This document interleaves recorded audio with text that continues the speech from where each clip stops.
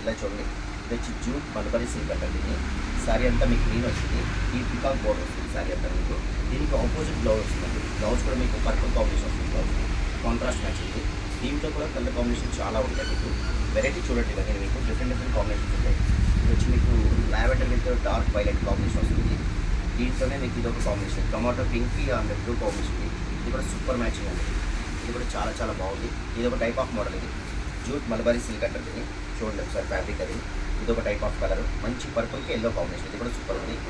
మీకు దీంట్లో మంచి నెమలి కంటెం కలర్, ఇది నెమలి పించమంటారు కదా, ఆ టైప్ ఆఫ్ గ్రీన్ కాంబినేషన్.